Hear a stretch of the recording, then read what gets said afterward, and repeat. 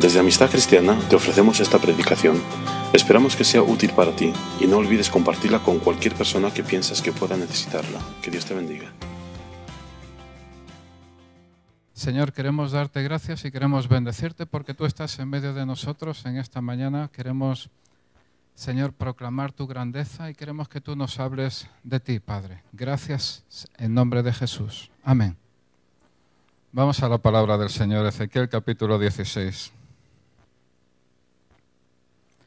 Voy a leer de la Biblia de las Américas, que será, yo entiendo, la que aparezca en pantalla también. Entonces vino a mí la palabra del Señor diciendo: Hijo de hombre, haz saber a Jerusalén sus abominaciones. Y di: así dice el Señor Dios a Jerusalén: por tu origen y tu nacimiento eres de la tierra del cananeo. Tu padre era amorreo y tu madre etea o hitita. En cuanto a tu nacimiento, el día que naciste no fue cortado tu cordón umbilical, ni fuiste lavada con agua para limpiarte. No fuiste frotada con sal ni envuelta en pañales.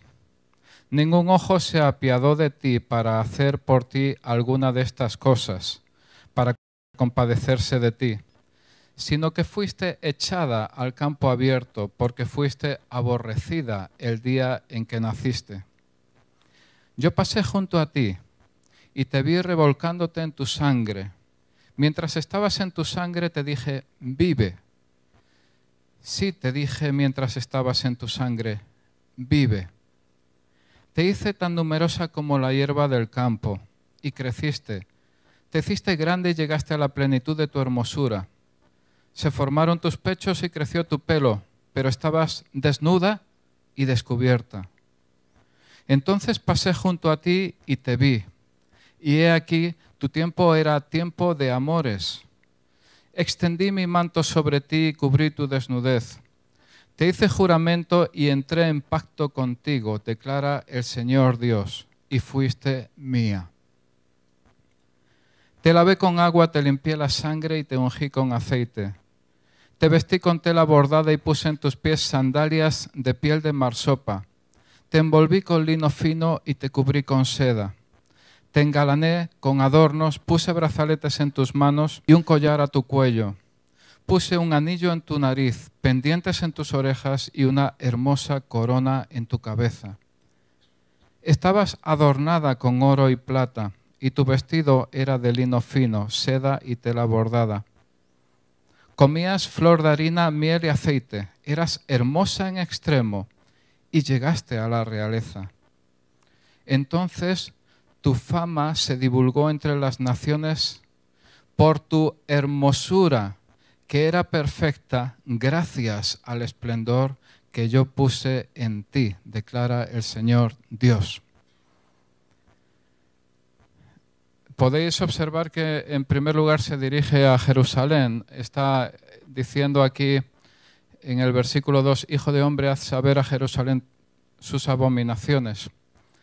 Lo que yo quiero proponeros es que en casa estudiéis, reviséis despacio todo el capítulo, porque nos estamos centrando en estos primeros 14 versículos, pero el capítulo da para mucho más, ¿vale? Ahí hay todo un contexto y quiero recordaros que estudiar la Biblia, estudiar la palabra de Dios no es una opción para un cristiano, no es una opción, es algo requerido, no es algo requerido por mí o por este o por el otro, por una iglesia, es algo requerido por la propia palabra de Dios que habla de sí misma de una forma contundente. Y quizá nosotros no todos seamos teólogos o no todos nosotros seamos personas muy versadas, por decirlo así, en los idiomas bíblicos. Quizá no todos los conocemos, pero cada uno al nivel en el que estamos tenemos la responsabilidad delante de Dios de estudiar la Escritura y de buscar qué es lo que Dios tiene que decirnos a nosotros a partir de la Biblia. Porque cualquier revelación que Dios pueda darnos a nuestra vida solo podrá encajar, si es una revelación de Dios, en el contexto y en el marco de la Escritura, en el marco de la Biblia. Entonces, estudiar la Biblia no es una opción para nosotros, es nuestro derecho y nuestra responsabilidad. Y ha habido personas, recordad que ha habido personas a lo largo de los siglos que han derramado su sangre, literalmente derramar su sangre, porque nosotros podamos tener la Biblia, la palabra de Dios a nuestro alcance. Entonces, yo lo que quiero animaros en primer lugar es a estudiar en casa Ezequiel 16 completo, ¿vale? Para saber un poco en el contexto y en el ambiente en el que nosotros estamos repasando este pasaje en esta mañana. También quiero que nos fijemos en el versículo, en los versículos 3 y 4, si los puedes poner en pantalla, los versículos 3 y 4, que está diciendo aquí: por tu origen y tu nacimiento eres de la tierra del cananeo, tu padre era de una nación y tu madre era de otra nación. En un tiempo en el que las parejas o los matrimonios mixtos realmente no eran nada habitual en ninguna parte, porque ninguna sociedad se hacía responsable de esas parejas y menos aún de esos hijos.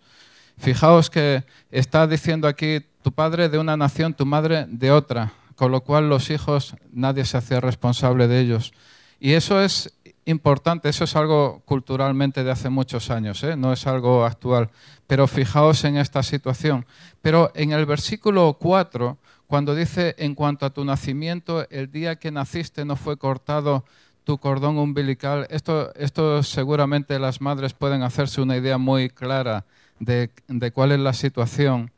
En cuanto a tu nacimiento, el día que naciste no fue cortado tu cordón umbilical, ni fuiste lavada con agua para limpiarte, no fuiste frotada con sal ni envuelta en pañales. Estaba yo investigando en los comentarios bíblicos y está haciendo referencia a una situación en la que los pueblos alrededor de la nación de Israel con frecuencia dejaban a sus hijos, y muy concretamente, muy específicamente, dejaban a sus hijas a la intemperie para que murieran por sus propios medios, por la propia evolución natural. Fijaos, es algo que totalmente en el pueblo de Israel, en la nación de Israel, eso no se hacía. Daos cuenta que lo que ahora consideramos un avance moderno, que es el tema de que todo ser humano tiene la misma categoría, todo ser humano tiene la misma dignidad delante de Dios, o tiene la misma dignidad, eso es algo que emana de la Biblia, porque tú en la Biblia lo que estás viendo es un Dios que está buscando y que está detrás de todo ser humano, y a Dios no le importa de dónde proceda ese ser humano, no le importan los condicionantes de ese ser humano, de hecho no le importa en qué momento de su vida esté ese ser humano, por eso a Dios le importa de primera mano ese ser humano que está antes de nacer, ese ser humano que justo acaba de ser concebido, y a Dios le importa específicamente y le importa de una forma tan grande, de una forma tan poderosa, por decirlo de alguna manera, como al que tiene 10 años o 20 años o 60 años o 80 años o 90 o los que sean. Y esta sociedad está recortando la vida por arriba y por abajo. Esta sociedad está diciendo: antes de nacer yo no sé qué eres, pero no eres una persona. Cuando llegas a cierta edad, yo no sé qué eres, pero cuestas mucho dinero al Estado. Daos cuenta de lo que está haciendo esta sociedad. Sin embargo, para la palabra de Dios, para lo que la Biblia está diciendo, para Dios mismo, el que no ha nacido todavía, como el que le está costando mucho dinero al Estado o a la Seguridad Social o a lo que sea, o a la entidad que sea, tienen la misma categoría y la misma dignidad del ser humano que podemos tener cada uno de nosotros, contribuyentes de a pie al sistema. Eso tenemos que tenerlo muy claro. Eso es así. Fijaos, yo a veces pienso durante mucho tiempo, o los años 60, yo soy de la Edad Media, ya lo he dicho muchas veces, ¿vale? en los años 60 y 70 se admiraba tanto la cultura hindú. Parece típico dejarse unas melenas hasta los pies, irse a la India y admirar lo bueno y la belleza del sistema hindú y lo adecuado del sistema hindú, y todavía hay románticos que están viviendo en esa situación. Pero fijaos que, por ejemplo, en la India la vida de una niña vale nada y menos. Aún en grandes bloques sociales, aún en grandes bolsas sociales, la vida de una niña en la India vale nada y menos. No parece algo digno de admiración, como la típica vaca que está paseándose por ahí y dices, pues a lo mejor esta vaca tiene unos filetes de primera categoría, quién sabe, ¿no? Fijaos cómo tenemos a veces tan cambiado y tenemos a veces tan invertido el sistema, que como hemos crecido en una sociedad que, lo mires como lo mires, está impregnada de una herencia cristiana, al mismo tiempo que de un sistema de pensamiento griego, racional, pero de una herencia que procede de la Biblia, como hemos crecido en esta sociedad, no en esta sociedad, en este entorno, en este contexto, con frecuencia no apreciamos lo bueno que tenemos, el valor de la vida humana.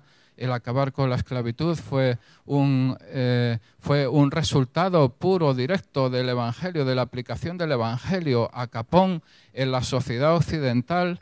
Esa dignidad no la apreciamos, y como dice a veces la Biblia, andamos buscando sistemas ajenos, andamos buscando enseñanzas que proceden de Oriente o de donde sea, da igual, pero andamos buscando otros sistemas que no ni se acercan ni por asomo a lo que es la importancia que Dios está transmitiendo por medio de su palabra.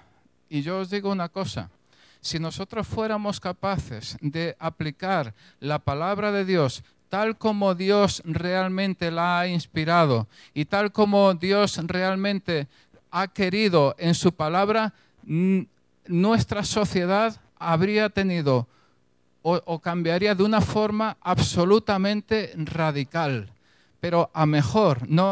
A veces pensamos en un sistema religioso opresivo, pero lo que Dios quiere para el ser humano es una experiencia de vida, y es una experiencia de libertad, y es una experiencia de sanidad, y es algo bueno, porque a Jesucristo le costó su vida hace 2000 años. ¿Qué no va a querer Dios para nosotros?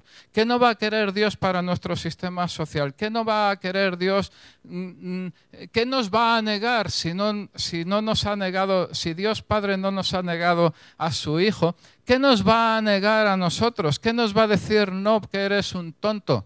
Solo Dios lo que nos dice, lo que nos quiere decir que no, es aquello que Él ya sabe previamente que nos va a hacer daño. Yo tengo un nieto y efectivamente sus padres hay cosas que le dicen que no. ¿Por qué? ¿Porque les da la gana?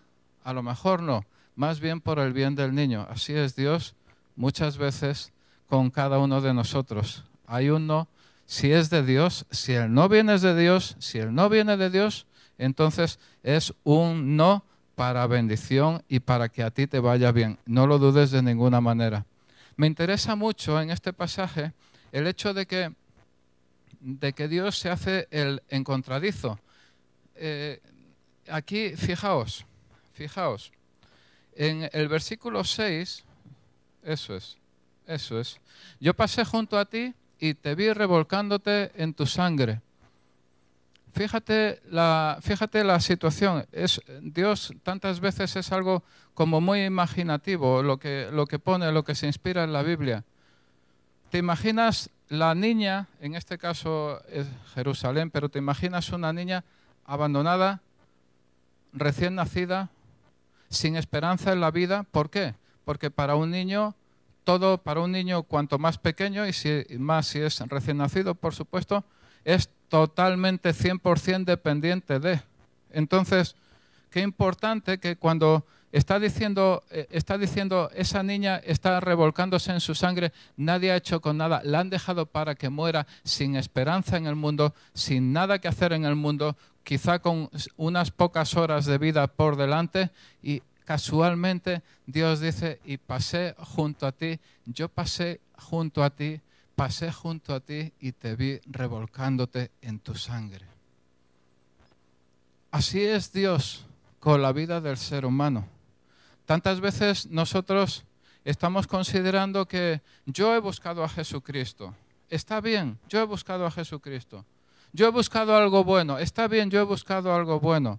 Pero la Biblia enseña que antes que el hecho de que yo haya buscado a Jesucristo, Jesucristo me ha buscado a mí primero. Jesucristo ha sido el que ha estado intentando relacionarse conmigo, aquel famoso versículo de Apocalipsis de que yo, he aquí, yo estoy a la puerta y llamo, ábreme la puerta, pero Jesús no va a forzar la puerta, Él no va a abrir la puerta de nuestro corazón.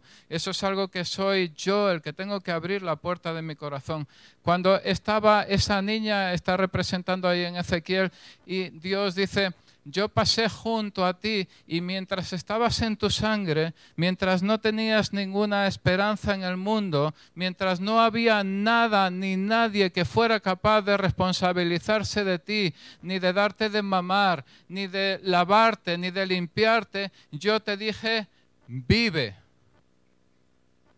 Y es una de las grandes realidades de Dios.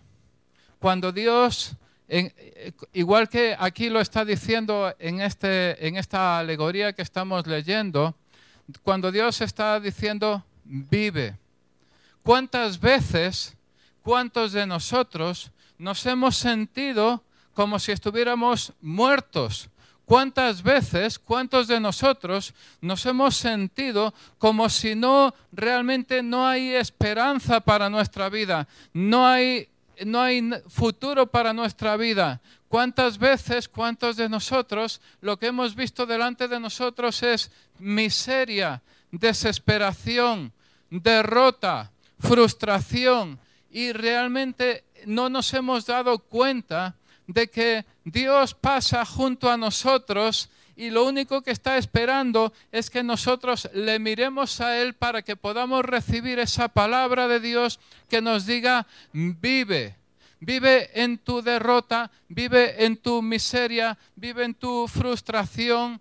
Si quizá tú no tienes trabajo en esta mañana, eso por sí mismo es un problema. Y mira, lo que yo te estoy proponiendo es, mira a Jesucristo. Mírale, como dice el Salmo, ¿cómo era? Es una imagen como de mirando las manos de la otra persona, como dependiendo, a ver qué me va a dar, a ver qué me puede dar esa otra persona que yo necesito. No en sentido de abuso, no recuerdo en este momento, es un salmo, no es en sentido de abuso. Pero así, para que podamos mirar a Jesucristo, para recibir esa vida, esa palabra de Dios específica para nosotros, que alumbra, que ilumina, que inspira esa parte de mí que yo tengo muerta, que yo considero muerta. Y eso es lo que la palabra de Dios realmente está dispuesta, es lo que nos está diciendo y es lo que Dios está dispuesto a hacer. Y si no negó la sangre de Jesucristo, si Jesucristo fue colgado y crucificado en la cruz por mí, ¿cómo Dios me va a negar? ¿Cómo Dios va a impedir que yo reciba eso que yo necesito, que es vida, quizá en un área determinada, profunda de mi vida? Lo dice 2 veces, es curioso, pero también me llama la atención, hay que controlar el horario. Hoy habíamos hablado de estar aquí 2 horas más, ¿no? Es una broma, ya sabemos que siempre estamos lo mismo. También me llama la atención cuando está diciendo también en el versículo 7, que te hice tan numerosa como la hierba del campo y creciste, etcétera, etcétera. Y luego en el versículo 8, el 8, pasé junto a ti otra vez. Fíjate, en el 7, vuelve otra vez al 7. No es que estemos jugando, ¿sabes eso? En el 7 está diciendo que después que yo te di vida, que te dije vive, ¿recuerdas Génesis 1 también? Y dijo Dios, o recuerdas Juan 1, que está hablando de la palabra, en el principio era el verbo o la palabra, y la palabra era Dios, y la palabra vino y se hizo carne en medio de nosotros. Esa palabra creadora de Dios dice que esa niña, ese bebé recién nacido, ha crecido, ha pasado un tiempo, y dice que llegó a la plenitud, llegaste a la plenitud de tu hermosura, y pasa el versículo 8, por favor. Y pasé junto a ti y te vi, y pasé de nuevo junto a ti y te vi. Dios acaba aquello que empieza. A veces necesitamos que Dios pase más de una vez por nuestra vida. Pero ¿sabes qué te digo? Que Dios está dispuesto a pasar más de una vez por tu vida. Y no importa lo que haya pasado en medio, pero Dios sí está dispuesto a hacerlo. Cuando está diciendo aquí, extendí mi manto sobre ti y cubrí tu desnudez, ¿puedes poner el versículo de Ruth? Ruth 3:9. Y él dijo, ¿quién eres? Estamos hablando de Ruth. También sería súper bueno que investigarais la historia de Ruth. Está en la Biblia. Ruth 3:9. Y él dijo, ¿quién eres? Y ella respondió, soy Ruth tu sierva. Extiende pues tu manto sobre tu sierva, por cuanto eres pariente cercano. Ruth está diciendo a voz, extiende tu manto sobre mí, por cuanto eres pariente cercano. ¿Puedes volver a Ezequiel, por favor? No el 1, es el versículo 8. Versículo 8, 16:8. Eso es. Te hice juramento, arriba, extendí mi manto sobre ti y cubrí tu desnudez. ¿Cómo compara a Dios la relación de Él con su iglesia? En primer lugar, aquí está hablando de Jerusalén, o con Israel, o con su iglesia. ¿Cómo compara Dios la relación con su iglesia de la relación matrimonial? ¿Cómo lo compara? Cuando está diciendo aquí, y extendí mi manto sobre ti y cubrí tu desnudez. Está desposando a Jerusalén en este caso. La relación que Dios tiene para con nosotros es una relación en la que es una relación completa. Es una relación que no es una relación a medias. ¿Cuál es la situación? Fijaos.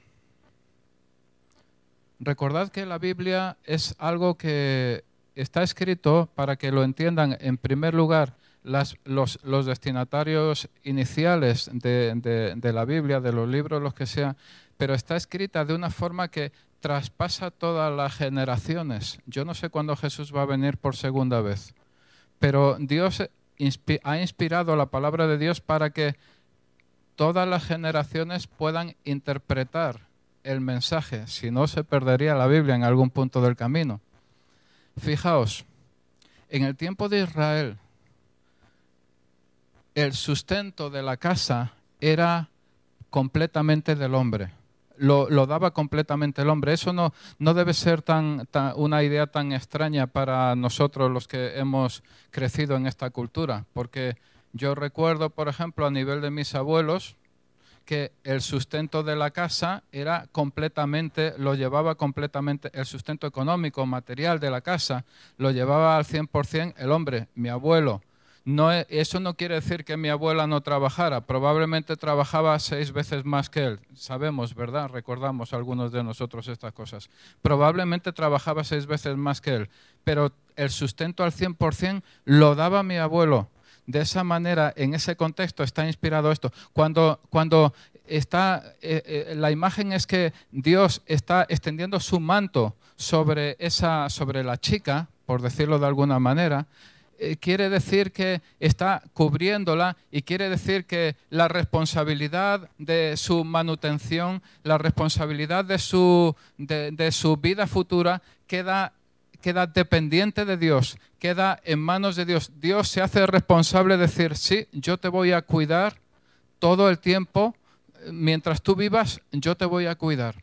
De esa misma manera, si nosotros trasladamos esto a nuestro tiempo y lo entendemos desde un punto de vista espiritual, cuando la Biblia afirma que habla de Cristo y de la esposa de Cristo, que es la iglesia, ¿y quién es la iglesia? La iglesia somos nosotros. Lo que está afirmando la palabra de Dios es que Dios realmente como que extiende su manto sobre nosotros y nuestro futuro, nuestro sostenimiento, lo que nosotros somos, lo que nosotros necesitamos, queda asegurado por el esposo. Porque el esposo realmente es todopoderoso. Y el esposo libremente extiende su manto sobre nosotros. El esposo, Dios mismo, libremente nos cubre a todos nosotros y nos da aquello que nosotros necesitamos. Un futuro, un destino en la vida, una seguridad, también seguridad de salvación, seguridad seguridad de cara a la eternidad. Nos da todo aquello que nosotros necesitamos. Porque lo que no tiene que ver con Dios, te digo una cosa, es puramente material, puramente humano. ¿Qué distingue mi naturaleza física, mi carne y mi sangre? ¿Qué me distingue de un animal, de un ser que no sea un ser humano? ¿Qué me distingue si yo me pincho y sale sangre igual que de un perro o de un gato o de un vete a saber qué? ¿Qué me distingue? Si a mí lo único que me distingue es el hecho de la presencia de Jesucristo en mi vida. Es lo único que me distingue. El hecho de que yo soy descendiente de Adán, de que Dios puso ahí Dios puso ahí su voluntad, Dios puso su espíritu en Adán, y eso ha sido trasladado generación tras generación, y además en un momento determinado Dios extendió su manto sobre mí y yo dije, Jesucristo, me quedo contigo porque no voy a ninguna otra parte, no quiero ir, no puedo ir a ningún otro lugar sin ti, te necesito. Y eso es lo que da valor a mi vida y soy capaz de ir hacia adelante y da confianza y seguridad. Tened en cuenta una cosa, cuando nosotros hemos sido sanados, por ejemplo, emocionalmente, por ejemplo, nuestra sanidad sigue dependiendo de Dios. No hay una cosa, a ver si consigo explicarme bien en este concepto. Supongamos que yo he estado deprimido. Quiero decir, no una depresión de estas de que me siento regular. No, una depresión de verdad, ¿vale? Supongamos que yo he estado deprimido con una depresión de verdad, de estas que dice que el médico te puede decir, mira tío, realmente sabes que tu situación está así. Supongamos que yo he orado, Señor, líbrame de esto, sácame, sáname, haz algo, ¿vale? Y Dios ha hecho un milagro en mi vida. Puedo haber utilizado también medicación, no me estoy metiendo en estas cosas, ¿vale? Y Dios ha hecho algo en mi vida. Yo te digo una cosa, yo debo tener en cuenta que mi sanidad, no de hace 3 años, sino a fecha de hoy, sigue dependiendo de Él, ¿vale? No es algo con Dios, no es algo que Dios fabrique algo y te deja ahí autónomo y ya está, y tú ya eres independiente y todo eso. Como si nosotros fabricamos una lavadora, pues la lavadora no queda vinculada al fabricante, ¿vale? La lavadora cuando se estropee, pues sí, hay alguien que tiene que arreglarla. Con Dios, el hecho de que Dios nos haya creado y el hecho de que nosotros hayamos aceptado a Jesucristo como Señor y Salvador, muchos de nosotros lo hemos hecho. No es el tema del fabricante con la lavadora y ya está, sino que seguimos vinculados a Dios, queramos o no queramos. Si nosotros hemos aceptado a Jesucristo y nos hemos acercado a Jesucristo, seguimos vinculados a Dios, queramos o no queramos. Y lo que hemos sido o lo que donde hayamos llegado sigue dependiendo de la vida y de la relación con Jesucristo. Esto es muy importante, es muy importante. Eso es vital porque nosotros no tenemos que considerar, vale, yo ya me he convertido y ya está, ya tengo todo lo que tengo que tener. O yo ya he sido sanado de lo que sea y yo ya tengo todo lo que tengo que tener. Porque mi vida, mi integridad están vinculados a Jesucristo. Cuando yo he aceptado a Jesucristo, dependo de Jesucristo. ¿Cuánto? Al 100%. Lo que pasa es que yo a veces no me entero y a veces intento reducir, intento ahí cortar esto o lo otro, pero al 100%. Si Dios no tuviera misericordia de nosotros, realmente sería bastante complicado. Me llama mucho la atención, fijaos que en el versículo 6 y en el versículo 8 está diciendo Dios que yo pasé junto a ti. Yo pasé junto a ti y te vi. Lo dice tanto en el versículo 6. Pon el 6. Eso es. Fijaos la primera frase. Yo pasé junto a ti y te vi. Pon el 8. Pasé junto a ti y te vi. Fijaos, me llama tanto la atención porque si recordáis Ezequiel 37, que es la profecía sobre los huesos secos, cuando dice, es el mismo libro de Ezequiel que está diciendo, vi un montón de huesos y estaban todos sueltos y Dios le estaba diciendo, Dios le dijo al profeta, profetiza sobre estos huesos, profetiza. Y Ezequiel profetizó 2 veces. La primera vez subieron tendones y se articularon huesos como con los huesos y se quedaron realmente como con un formato físico adecuado, pero dice la Biblia que no había espíritu en ellos, que no había espíritu, tenían la forma, tenían todo el aspecto del ser humano, eran así, pero no había espíritu, estaban muertos. Y Dios le dijo al profeta por segunda vez, Ezequiel 37 también lo puedes revisar en casa, y Dios le dijo al profeta por segunda vez, mira, profetiza al espíritu, profetiza, y dice que esos huesos como que revivieron y fue un ejército grande en extremo, y de esta misma manera, cuando estamos viendo en Ezequiel 16, 2 veces, pasé junto a ti y te vi, y la primera vez te dije, vive, y recibimos vida. Y la segunda vez está diciendo, te hice juramento, extendí mi manto sobre ti, ¿tienes el versículo 8? ¿Sí? Extendí mi manto sobre ti y cubrí tu desnudez, te hice juramento y entré en pacto contigo.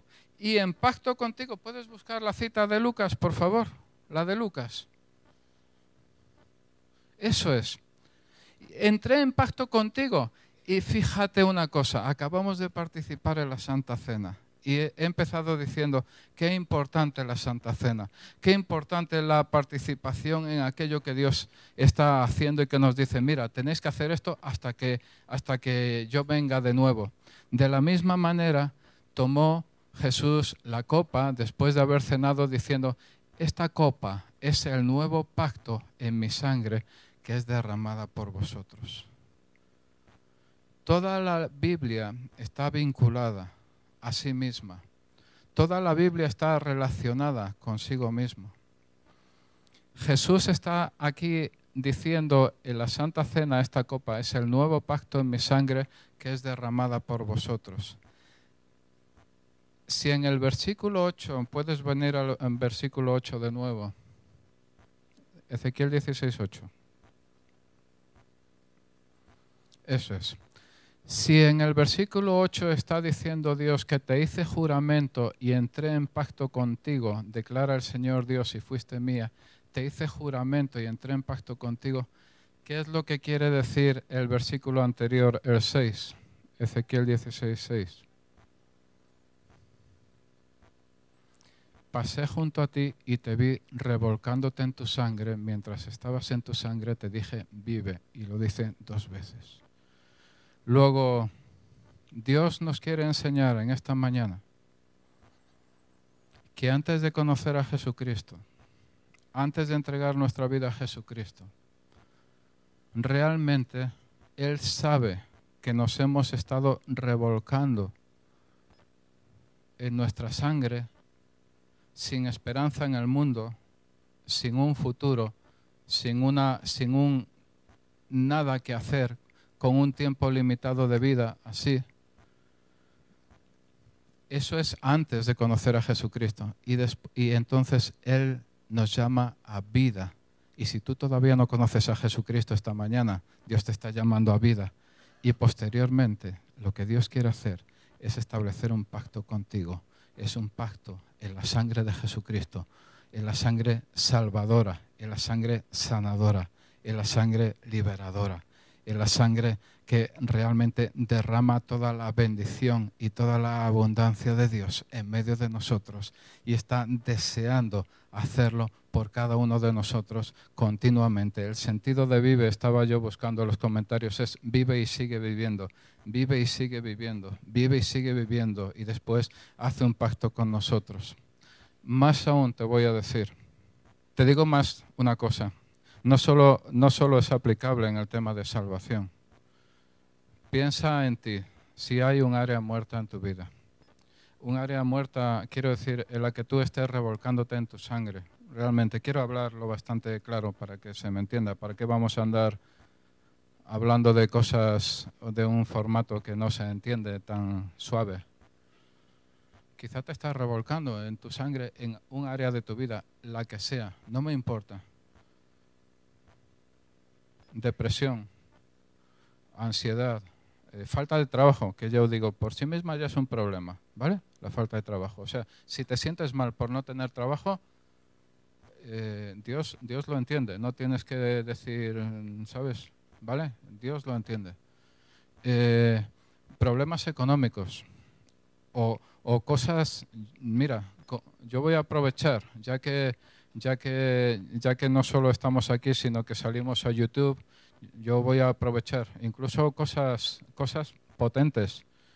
Puede ser que alguien de los que me estén escuchando haya abortado voluntariamente en un momento determinado. Por eso digo, estoy aprovechando que estamos en YouTube también.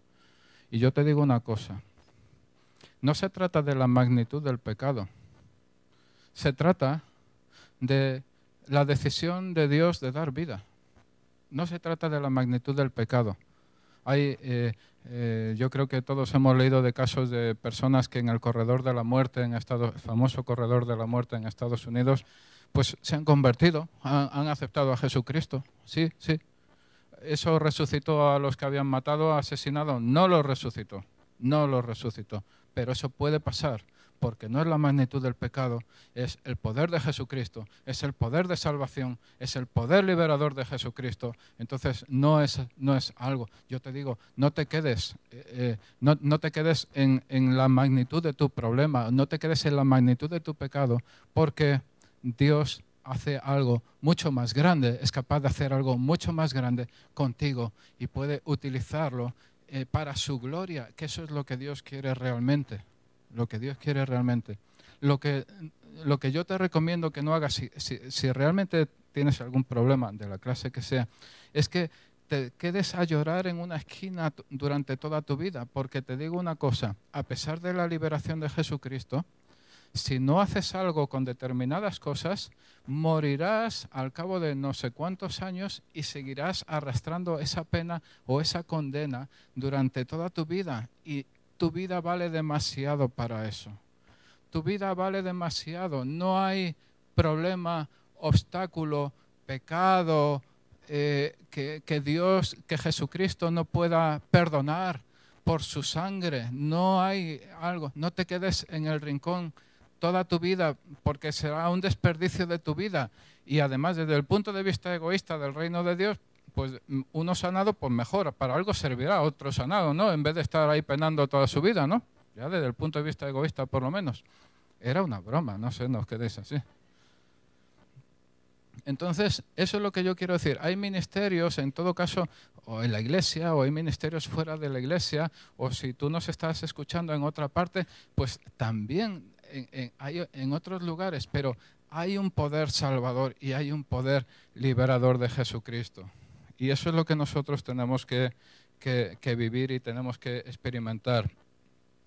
Os quiero decir una cosa. En Efesios, no lo vamos a poner, no quiero que lo pongas.